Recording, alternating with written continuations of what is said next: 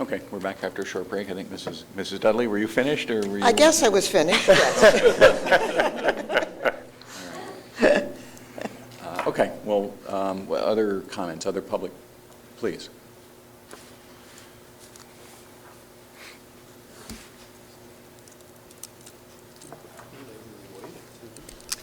Hi, I'm Pam Medvecki, 245 Flat Meadow Road. I'm extremely pleased. I just arrived back in town and didn't even stop at my house after being away from my family for a few days. So that's how important it is for me to be here. And I'm pleased that there will be the forum on the Common Core and our interpretation of it. I think this is a critical thing and a very critical juncture.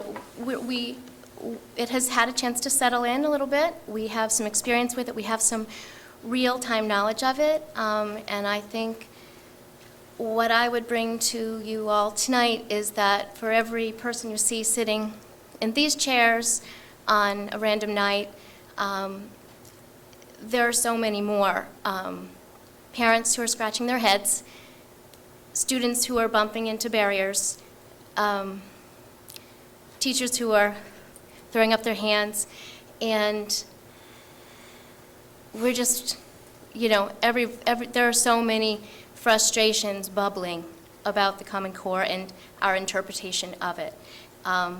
So I am not opposed to the standards.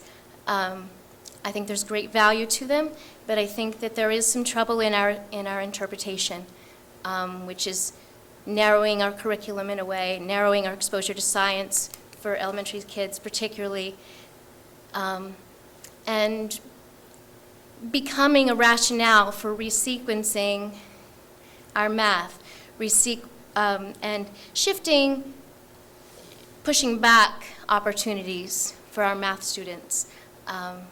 So I applaud you for holding the public forum, and I hope that it becomes a venue where we can really make the standards our own. An interpretation that serves Guilford students through the entire spectrum. Okay, thank you. Thank you. Thank you. I was actually really happy to hear you talk about one thing that we really haven't heard a lot from parents, although I find it very frustrating that we don't have good curricular materials or good resource materials for students that are actually aligned with the Common Core. And I sent around to everybody the article from about the study from it was reported, I think it was in Ed Week, right?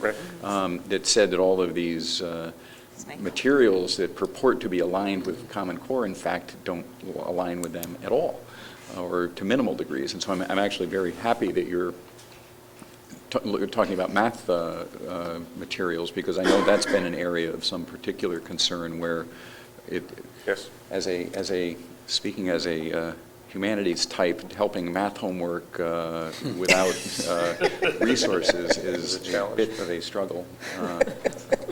So you hope to bring us a math set of resources before next year? Yes. Just in time. We hope to have a recommendation in front of this board before the end of the school year for Good. next year. Okay. Okay. Any other public questions, comments? I just hope with the new math curriculum, I would love a chance to get a shot to look at it. It's I'd on the love web. to know what It's that on you're the looking internet. at. It's on our website. Not the frameworks, not the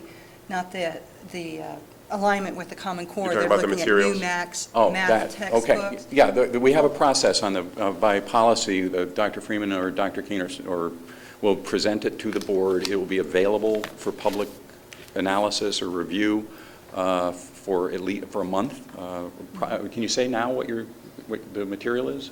Are you that far along? We're not quite at that point yet. We will be at the next board meeting. Well, if you know anybody in Madison, you could probably figure it out. Oh, yeah, I do. So the other thing that brought to mind is when you were talking about how helping your daughter with her homework and explain this and explain that. And I think that we need to worry. I've expressed concern about this in letters before, but I want to say that I think that it's really slowing down our educational pace.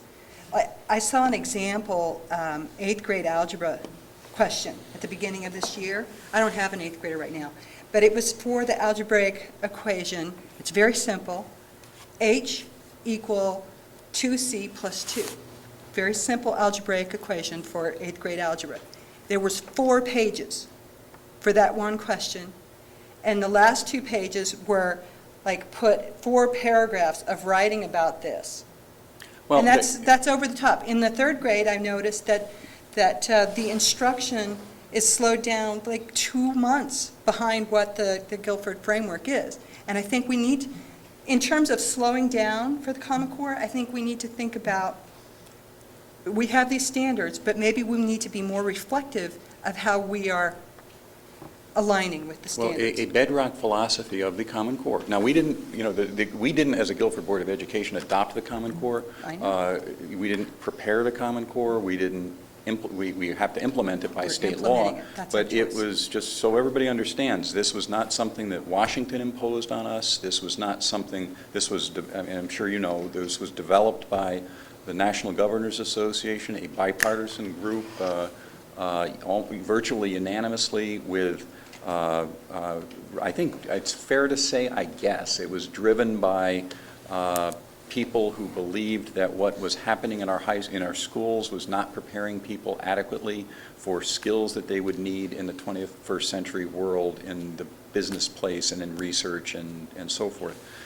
Then the theory was, the fundamental bedrock, I guess I can say this correctly, the fundamental bedrock principle is that instead of learning lots of things to a very shallow level, let's learn fewer things but to a much deeper level, be able to analyze it critically, be able to explain our analysis in a rational, sensible, thoughtful way, whether it's in mathematics or whether it's in science or whether it's in something else, recognizing that literacy matters in each and every one of those areas.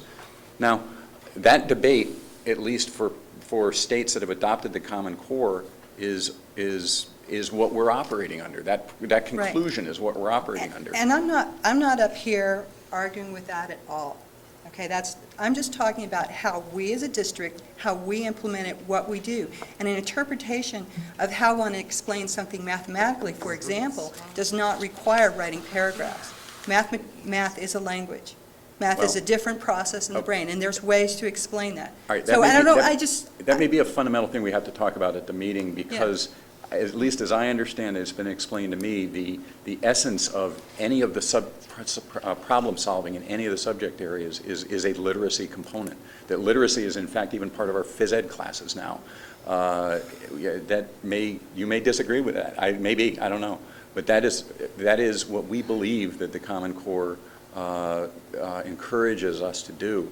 But we can talk about that. we can talk about it. That's a valid area for discussion, Yes, I would absolutely. like to be able to talk about it. That's why I like the idea of slowing down to reflect a little bit more on how exactly we interpret that and implement it. And I think that's okay. I Sure. think, we've spent a lot of time, but I think there's some things that we can think about and do better. There are very always few are. truisms in public education, but if one is that we can always do it better. That is the whole point of what we're trying to do. Yeah, and I'm here to help. Great, okay.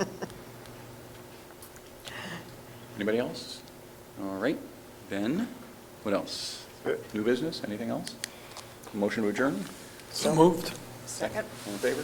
Aye. All right, thank you. Nice words.